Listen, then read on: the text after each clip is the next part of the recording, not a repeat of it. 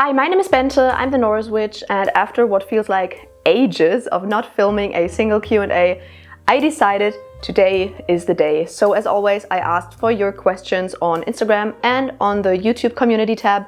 So if you ever want to participate in my Q&As, make sure to follow me on Instagram and take a close look at my community tab.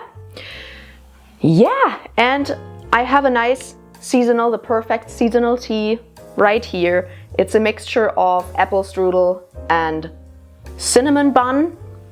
It's the perfect fall tea, fall and winter tea. So get yourself a nice hot beverage or a snack and let's go.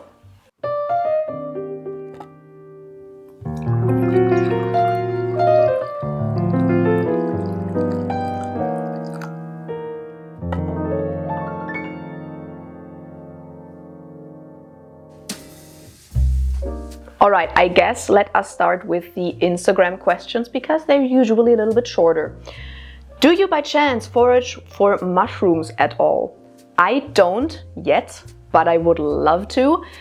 I kind of tell myself that every single year that I would really love to learn how to identify mushrooms and to actually go forage mushrooms, but I have like not a single clue about mushrooms. So until I am kind of knowledgeable about identifying them, I won't go. So maybe I will take a course in it or something at some point so I can make sure that I don't accidentally poison myself, but I would love to, and I think it's actually impressive when people are very good at identifying mushrooms and then they can go foraging, so I would love to, but I don't. What's your favorite book, witchy and non-witchy? That is such a hard question. My favorite witchy book especially. I mean, I don't read that much non-witchy stuff in general. I read most non-fiction at the moment. I would love to go back to more fiction, but it's very hard for me because as soon as I step into a bookstore and I see all of those fiction books, I don't know where to start. Like, how do I identify a book that I would like and that is good? So I get overwhelmed. So I guess since I don't read that much fiction, my favorites are pretty boring. Lord of the Rings, of course, duh. The Hobbit, of course, duh. I also really love the Witcher books. If you have not read them, do it. They're very good. Yeah, apart from that, let me look. I mean, I have read a lot of Star Wars books and I like a lot of them. Yeah, I guess that's that for now because, as I said, I don't really read that much fiction. Oh gods, but what's my favorite witchy book? Fuck me. Ooh, I really loved Of Blood and Bones. I really loved that one. It's one that I recently read, so that is why it's gotten stuck in my head. I mean, Psychic Witch by Matt Oren is it's a basic by now. Like, everyone knows that it's amazing. I love so many books. I'm reading a book on Scandinavian folk tales and folk belief right now, but I guess it's not really that witchy because, well, it's about folklore and it's more of an academic type book, not a witchy book, so I don't know if it counts, but it's amazing. If you would ask me for like the books that have transformed my practice the most, I guess it would be like Of Blood and Bones, definitely, because it just spoke to me that much. Trolldom, of course, by Johannes Björn Goldberg. Psychic Witch, definitely, because it has shown me like a lot of alternative approaches to things. I can't think of another one right now, but there are so many amazing books out there. I should probably make a separate book recommendations video. I have planned that for a long time, but for some reason I've never done it. And my cat is crying, I'm sorry. Do you have witchy tips on how to cope with anxiety? I'm already in therapy and on meds and I'm fine. Coping outside of stressful situations like the final leg of my thesis, which intensifies everything. I actually have a separate video on witchy ways in which you can cope with anxiety. I will link it up there. I guess one of my favorite things is just making a cup of tea and then drinking that very mindfully. I don't know if that really counts as witchy. If you enchant the tea, then it's definitely witchy. I really like to use crystals for that. I don't work that much with crystals anymore, but as a mental health aid, I still really love crystals because they just can soothe you that well. So I really like to work with crystals. I also have a video on the crystals that I like to use for anxiety. So I will also link that one up there. Apart from that, I mean, a lot of the stuff I do is like semi-witchy. For example, I just sit down and talk to my ancestors, for example, about the stuff that I'm anxious about, or I will go on a walk and then connect to the local spirits and then ask those, like the local spirits that I already know and that I know are willing to help me, I will ask those to help me out. So it's like, you could also just go for a walk in general, but like, I do it in a witchy way, if that makes sense. So it's like, I don't like cast a spell to soothe my anxiety, because that wouldn't really make sense if I'm already anxious. But maybe you could like make a talisman or something as a like preventative measure. Definitely check out the videos that I've linked. How often do you do spell work? Weekly, monthly, as needed? As needed, definitely. So sometimes I will cast a spell once a week because I feel like it's needed, or because I want to. Sometimes I just cast a spell because I just want to. Sometimes I go months and months. Sometimes I go half a year without casting a spell, and I run pretty well with it. I don't really see a reason why I would, for example, cast a spell weekly if I don't really have the need for it. I don't really like to tell myself like I have to cast a spell weekly or monthly, for example, because that will just put too much pressure on me, and then in the end I will not do it because it's too much pressure and I don't have the energy or the time to do it at that moment. So I just do it whenever the need arises, or whenever I feel motivated or inspired, or someone asks me to cast a spell for them, for example. A German one. I will read it in German and then translate it into English. Wie sieht dein magischer Alltag aus? Wo und wie bindest du dein Hexe-Sein ein? So like, what does my witchy day-to-day life look like, and how do I kind of incorporate witchcraft into my daily life? For me, it's a lot of very boring things. Like, for example, I try to meditate regularly, although I have kind of fallen out of my practice a little bit. I am naughty, but I'm getting back into it right now. So I like to meditate just on a day-to-day basis, or like at least every couple of days.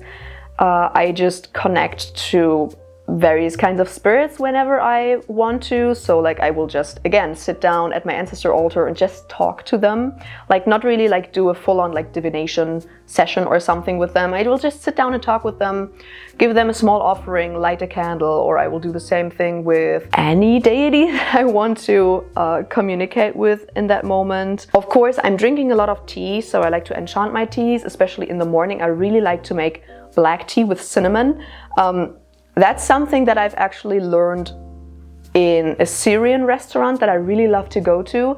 They always have this amazing black tea and they just put a cinnamon stick in it. And it's so delicious. And then I thought, well, black tea and cinnamon, that's both very protective. So why don't I just make a very delicious black tea with cinnamon and then use it as a protection spell, a tiny one, and I can do that every single morning. And of course, like I don't do that every morning because I don't have the time for it every single morning, but whenever I feel like it, I do that. I guess one of the things I do most often is just going outside and communing with the local spirits and the land spirits and the graveyard spirits around my area. Yeah, I guess most of what I do is just like very chill spirit connection stuff and spirit communication and communing stuff. Because, yeah, as I said, for the last question, I don't cast spells that often. So I guess what I do most of the times is communicating and communing with spirits and deities and doing like very, very chill basic divination stuff. I like to wear jewelry for specific things, but I haven't yet enchanted a lot of them. I have some, but not all of them are enchanted yet. But that's something that I would like to do more often. Like I already pick specific jewelry pieces for specific purposes, but I would like to enchant them for especially those things. Or wear specific jewelry pieces for specific gods and goddesses, for example. Oh yeah, oils. Oh, that's an important one. I love to use just oils on myself, just apply them directly on my body. For like protection, for self-confidence, to soothe my anxiety, whatever I need on a day-to-day basis. I will just choose in the morning and then apply the oil directly to my body. And that's something that helps me a lot. In what non-anthropomorphic way do you envision the All-Father, like ascent, natural phenomenon and such? That's such a good question. Ooh, I love that. I guess let's start with the color because I think that's the easiest part. Black, dark blue and like dark turquoise colors, something like that. Maybe even a gray, but more of a black or like a bluish, dark bluish color. Ascent. Something very musky. Forget anything floral, like something musky, something strong, but which smell exactly? Maybe like sandalwood or something. I know exactly one type of incense, but it's an incense that I got from the Witch's Moon and I really like to use that. For some reason I really connect mugwort to Odin. I don't really know why, and juniper, but that's just a very intuitive thing. A natural phenomenon. Definitely something that has to do with the weather. Like maybe some kind of wind, some kind of storm. But definitely something that has to do with the wind. But I would have to think about that for a longer time, but that's a very, very good question. All right, sorry, I got a package. Let's just continue with the next question. That's actually 2 questions and they apply to the same thing, so let's do both of them. Did you study? When? If yes, what? Yes, I did study. I studied computer sciences, but with a media focus. So it was not just coding, but also like audio and video media stuff. And with that, what's your job? I am an Android app developer. So I'm a software developer that develops Android apps. And that's actually pretty fun. Do you prefer tarot or oracle? That's easy, tarot. I have never vibed with a single oracle deck. I have gotten multiple and I was always excited to work with them, but then in the end I was like, why? I could just use tarot.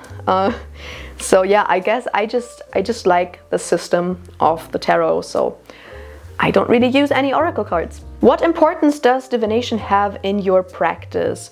A big one, I guess. To be honest, I'm doing divination less than I have been doing, but I really want to get back into it. But yeah, a big one, especially because I use divination methods also a lot to just communicate with spirits.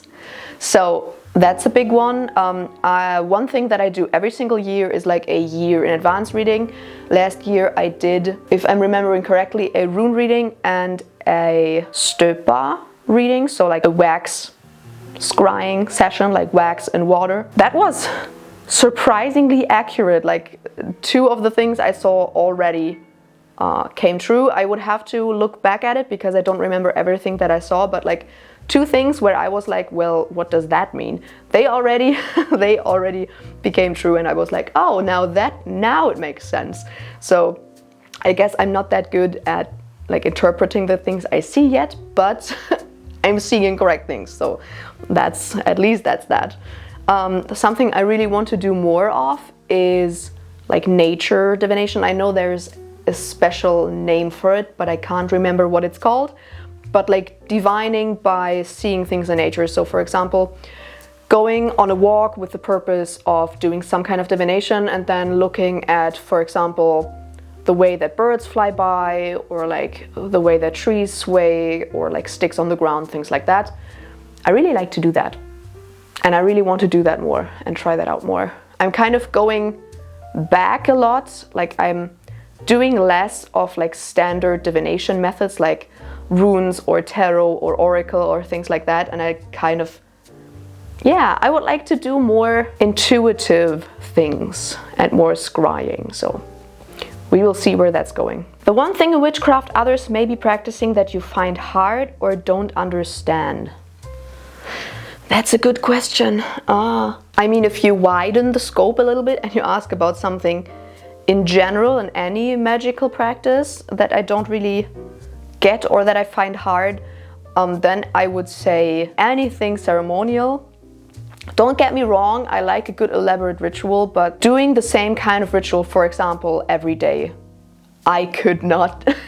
I would get bored. I would get so bored. So anything ceremonial, I don't get it. But okay, something specifically about witchcraft that I don't practice or that I find hard. I'm not the best at visualizing, so I don't know if that counts. Maybe it does. I'm not the best at visualizing. I can visualize, I don't have aphantasia, but it's not my strong suit. I'm not clairvoyant, I'm not clairaudient, nothing like that. So those are things that I'm not really good at.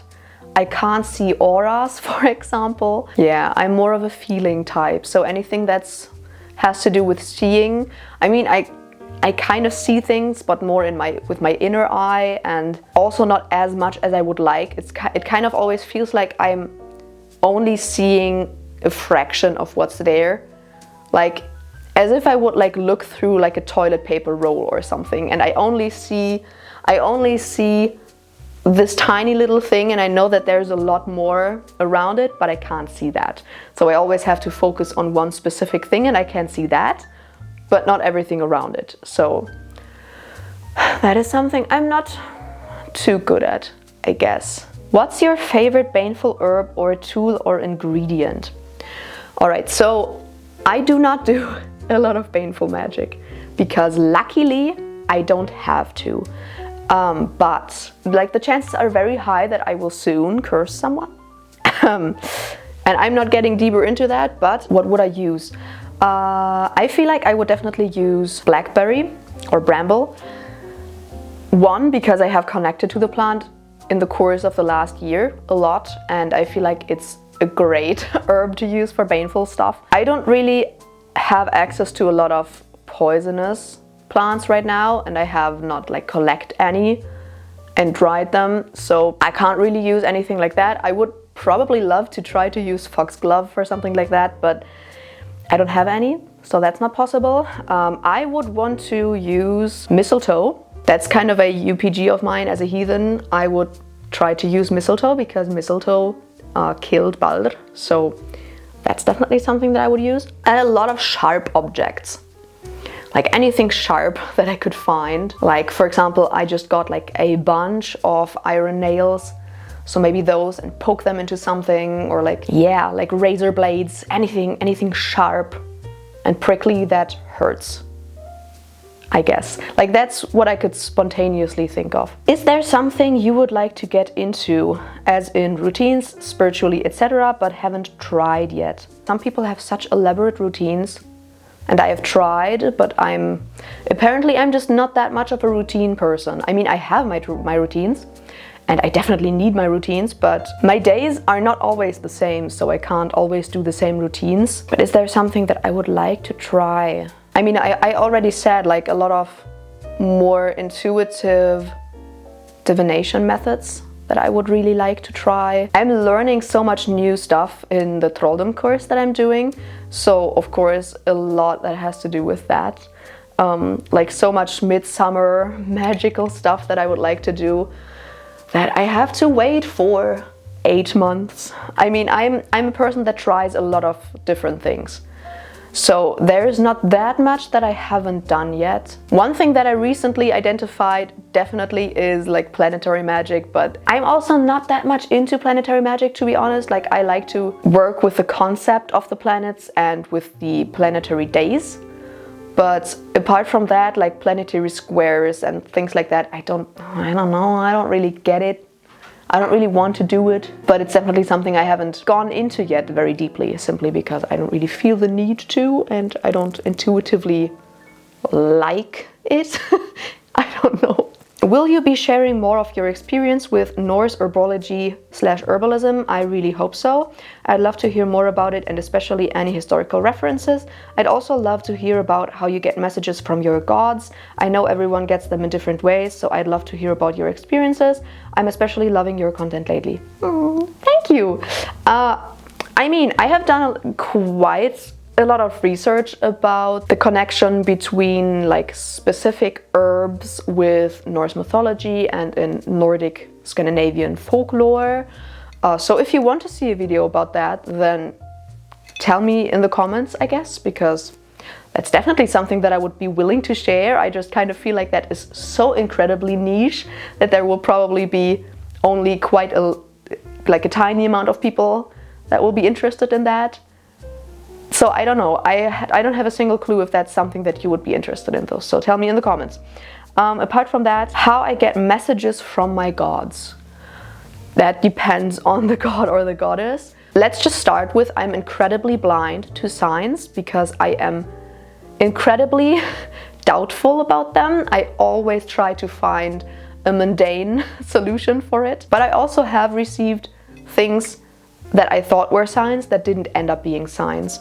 So I'm not very good at identifying them, let's just say that.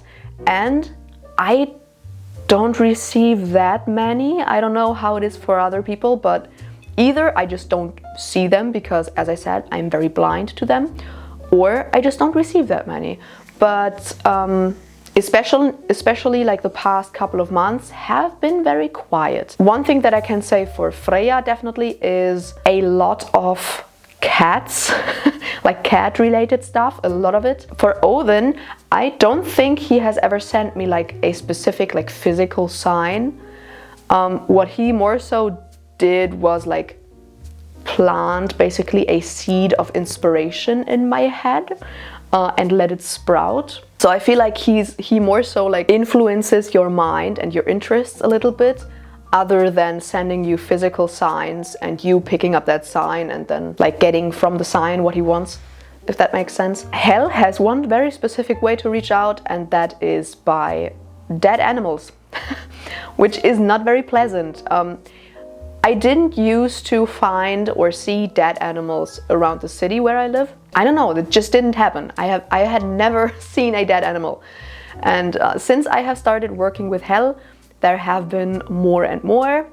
And usually if she sends me a sign, there will be more than one in a short period of time. So for example, I saw 3 within 1 week, which is very unusual, and that was a very obvious sign. Thor, for me, also isn't like that active when it comes to signs. So I guess like Hell is definitely the most out there with signs, and Freya. But like apart from that, either I don't receive that many, or I just don't realize that they are signs.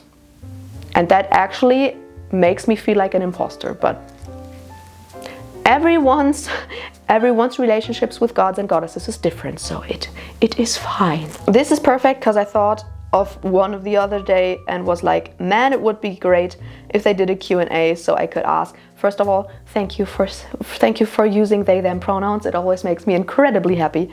I'm fine with any pronouns. You can also call me she, her, or he, him, but for some reason they just makes me always very happy because it's just very confirming. So my question is, if I am a Norse pagan but not of Scandinavian descent or any other culture associated with the Norse pantheon, can I still practice one of those folk magics, or are there magical practices associated with the pantheon in general that would better suit me? Thank you so much for what you do.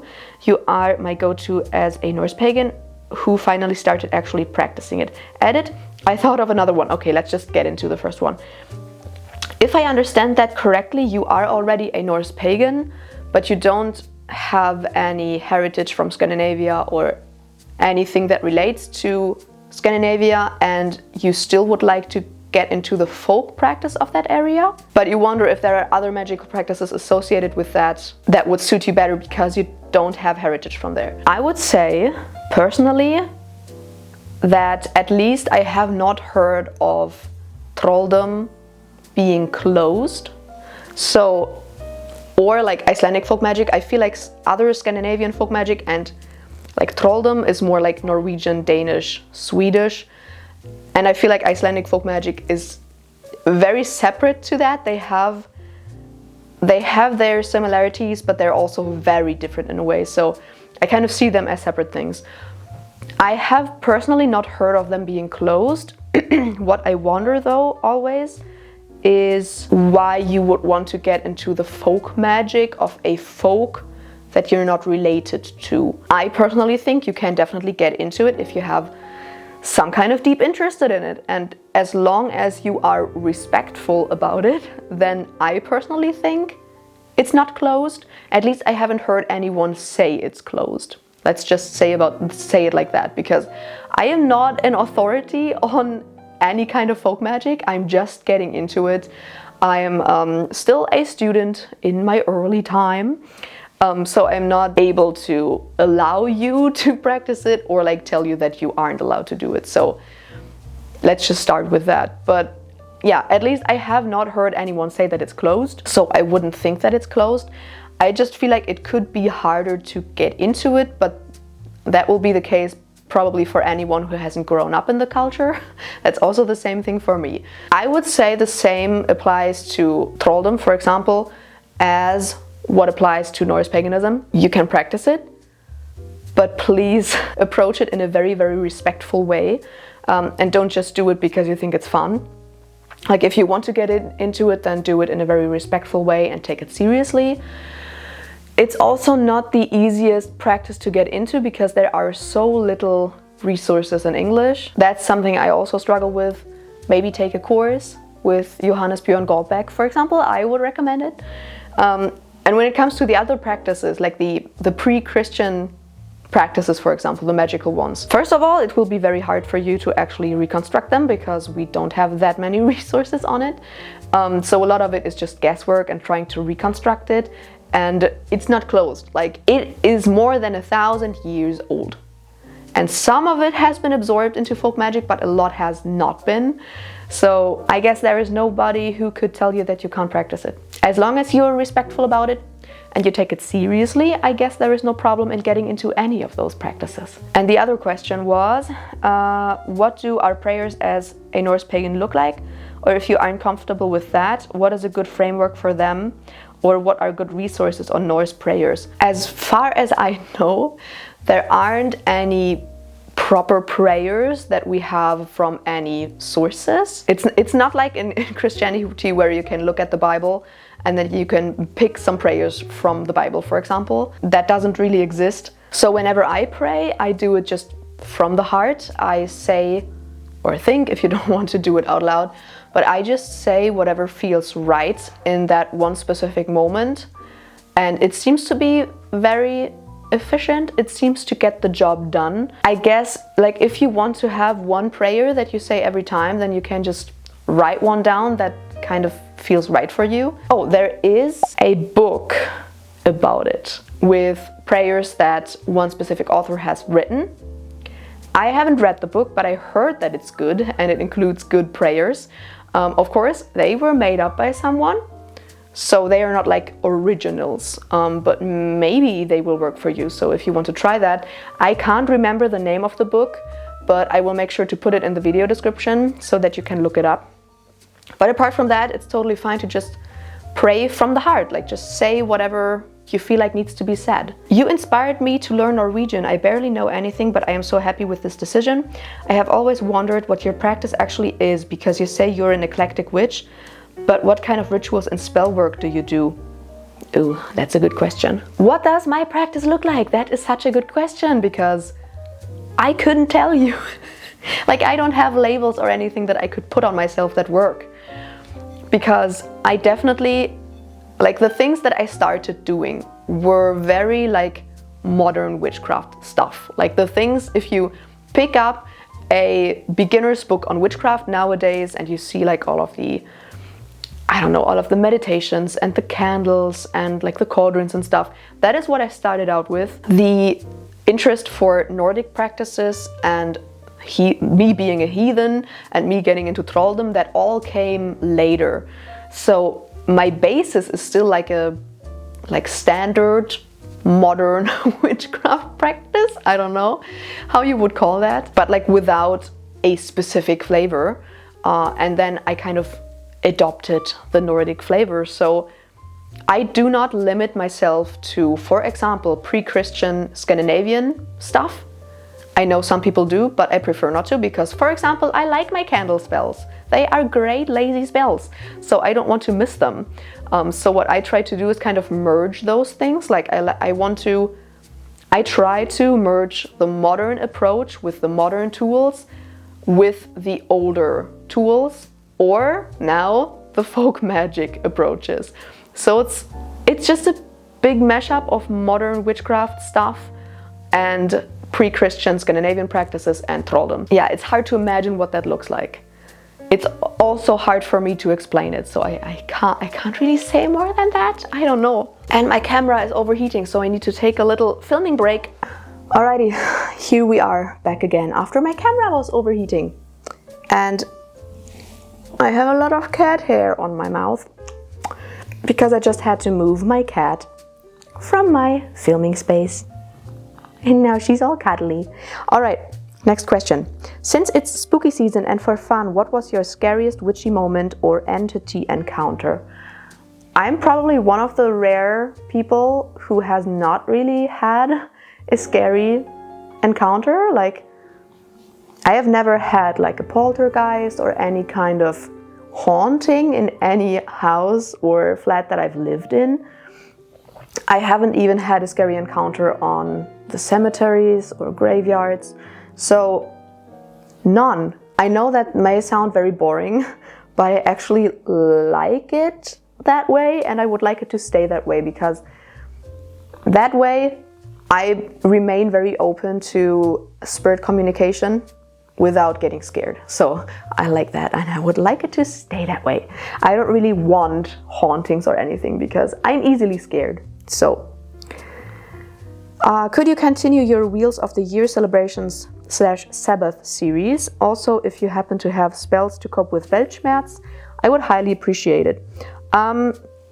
There's a reason why I haven't continued that series, and that is that I don't celebrate them anymore. So there will be no videos on the standard Wiccan Wheel of the Year from me. I do not celebrate those holidays anymore, so it wouldn't really make sense for me to make videos on it. What I am working on is kind of a Wheel of the Year that works for me, with celebrations that work where I live and that are also inspired by pre-Christian Scandinavian holidays, or maybe holidays that still have a lot of relevancy in thralldom. I'm not very far into that yet, but I'm working on it. So once I have successfully set up a Wheel of the Year for myself, then maybe I can make a video on the holidays that I celebrate. But yeah, sadly, I have to disappoint you. There will be no Sabbath series videos from me anymore. When it comes to coping with Weltschmerz, I know that a lot of people, and myself included, probably have a lot of anxiety about all of that shit going on in the world. Like, there's just too much going on. I have not cast a spell for that. For me, it's just anxiety that arises, so I just do whatever I also do for anxiety. So I won't be of any help there. But I guess everything you would do for anxiety, for example, or anything that's like soothing, will probably help. And there are a lot of anxiety soothing spells out there, so I would love to hear you share more about your journey to finding your personal style, fashion-wise. Love your looks, and they feel so you. There isn't really a lot to it. I don't know, I'm inspired by other people's styles, and I just found that I have like a lot of facets. For a long time, I always thought that I have to dress feminine and hot and sexy, because I was always like chasing men's approval, which is very fucked up. And yeah, when I realized that I don't have to do that, I also realized that I don't really like dressing very like sexy or feminine. I kind of hate those terms. So now I just dress whatever I like. And yeah, a big factor for me is that I only thrift.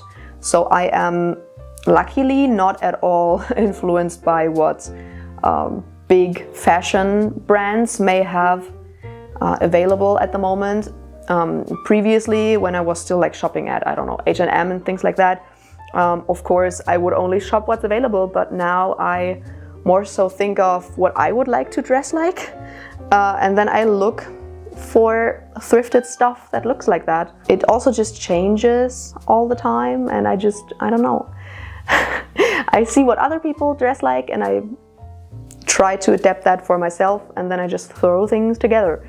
So for me personally, I don't really have any tips on how to find your personal style or anything like that. And I have so much cat hair on my nose and it's itching so bad. I've been an admirer for your beautiful tattoos for months now. Thank you, I love them too. I've loved seeing the cat, Norwegian forest cat for Freya, take shape.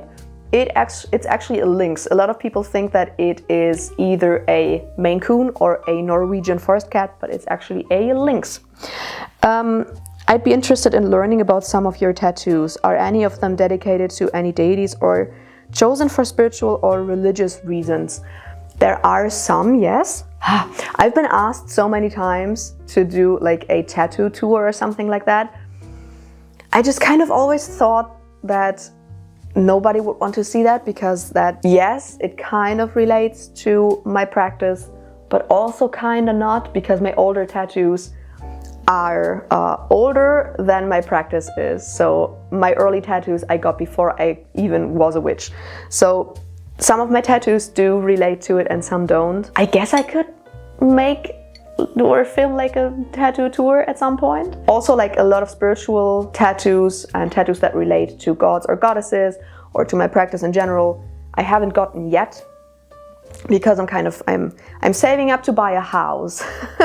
So I can't get a lot of tattoos right now. So that's kind of, all of my plans are on the back burner a little bit right now. But if you would like to see a video about that, then tell me in the comments, I guess. Which of your practices or rituals are your favorites? Do you have timed practices, so seasonal, astronomical, astrological, holidays, feast days, or regular practices that you enjoy above others? Okay, I really like, and that is probably so boring, but I really like lazy candle spells.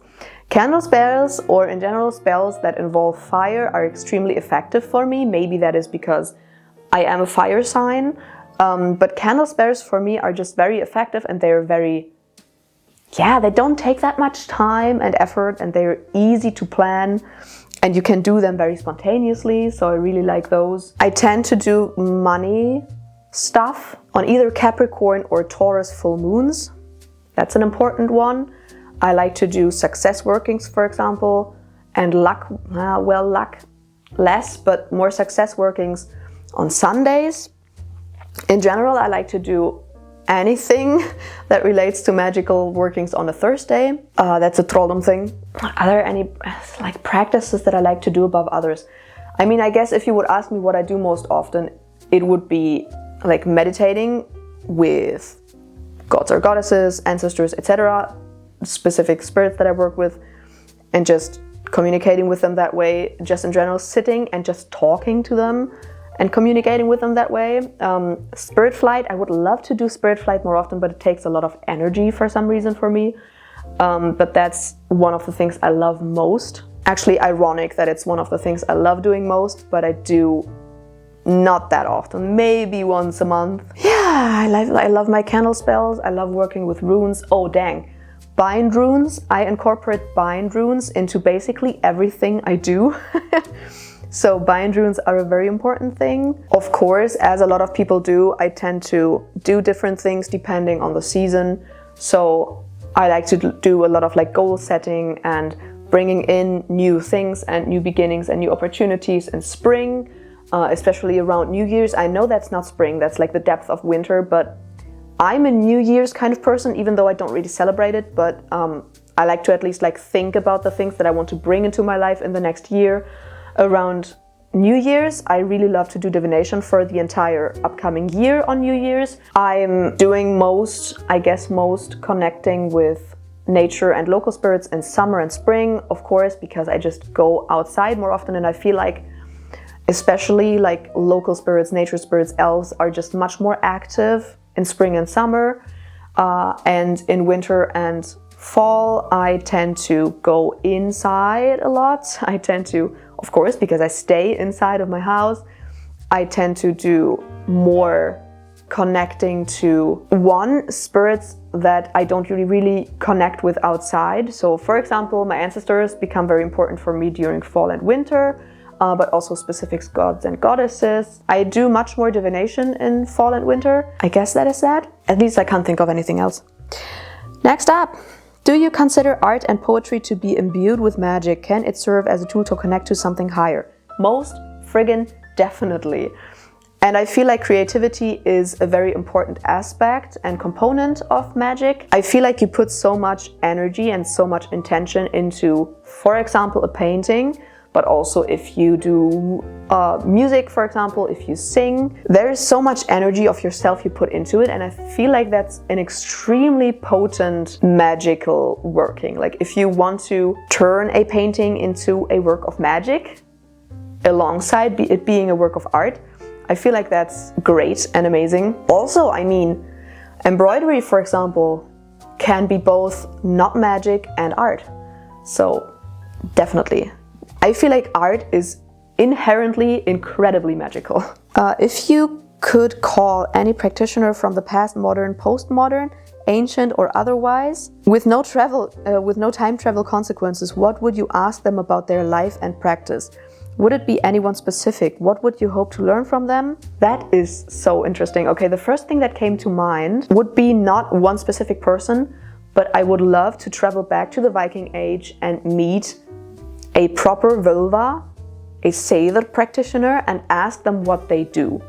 And if everything that we are assuming right now is correct, because everything we can do at the moment really is assume, yes, we have some sources. We have one account that tells like an entire visit from a vulva at a homestead, but it is still very much a mystery what and how they actually practiced and what is actually incorporated in Seidr and what isn't. So kind of solving that mystery to me would be amazing. So I guess that is what I would do. Of course, it would not be one specific vulva. It would be enough for me to meet one random vulva. Because that is such a mystery to me, that's annoying me. Like, I like to know things and I just know that I don't know. So that's annoying to me. Yes, and yeah, of course, what would you hope to learn from them? How to actually practice Seidr, what Seidr actually is, what kind of practices are incorporated into Seidr. Also personal, I love your vibe and aesthetic. Thank you. What led you to that particular style? I wonder what style you mean. I feel like I have multiple different aesthetics.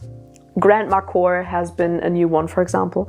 But yeah, again, what led me to it? I don't know. Inspiration from other people. My style usually changes every single year, so I could not tell you. It's just things that I see and things that inspire me, and then I think, oh, maybe that would suit me, and then I try and I like it or I don't. So I guess that's that. In a world where everyone has a superpower of some kind, what would you want yours to be and why? Talking to animals. I would want to talk to animals. That would be amazing. Or in general, just talking to other beings that you usually can't easily communicate with. So that would also probably include spirits and gods and goddesses. And I would love to just talk to everything, even to objects. Like, I would like to ask my TV why it won't let me watch TV, for example. I think that would be nice. I have two questions. When do you think is a good time to start deity work? Do you have to worship the deity for a year at minimum before doing any work with them? First of all, I have videos both on deity worship and deity work. They are a little bit older, so I don't really agree with everything 100% anymore, but I also have revisited the deity work video already, so you can check out all of those. I feel like it usually makes sense to approach a deity in a veneration or worship manner first, simply because then they see that you are taking it seriously and you don't just approach them to get something from them, you know? At least in my belief, if you approach a deity and the first thing you ask them is, could you do this and that for me? And then you get an offering back from me. I don't know. I also wouldn't approach another person in the streets and being like, could you do this for me? And then I will do this for you in return. Usually I like to form a relationship with the person before I ask them to do something for me, and the same applies to deities. So there's no set time frame in which you have to give them offerings first, but just listen to your own intuition, and if you feel like you have established some kind of relationship, then would come the time where you could ask something of them. But yeah, I'm a fan of establishing a relationship first, but not like you have to do it a year before you can ask them something. All right, I just realized I have to go to a pole class in 15 minutes. So let me answer one last question, the second part of this question, and then I will close this off. Second question, do you have to work with a deity to communicate with them? No, you don't. You can communicate with them even if you don't even worship or venerate them. The question is if they will reply. That is the question, but you can try. So no, you don't have to work with them and you don't have to worship them to communicate with them. You can always try to communicate. If it works, it works. If it doesn't, it doesn't. But with that being said, let me shout out my lovely patrons. Thank you so much to Natasha, Anne, Kate, Cade, Thistle, Adam, Z, Kent, Kelly, Brittany, Emery, Celine, Small Kata, Josh, Elinura, David, Kristeny, Rixie Business, Valo, Annalena, Ashley, Kristen, John, Phoenix, Jenny, Maggie, Misty, Amy, Colette, Bethany, Timothy, Coffee, the Honorary Gossip Squirrel, and last but not least, Bjorn. Thank you so much for your ongoing support. As always, I hope you enjoyed this video. If you did, make sure to subscribe and give a thumbs up and ring the bell down below so you're notified whenever I upload a new video. Of course, you can check out my other socials and definitely my online shop for ethically and sustainably sourced witchcraft and paganism tools. And if you want to support me in another way, then you can check out my Patreon. And with that being said, I will see you in the next video. Bye!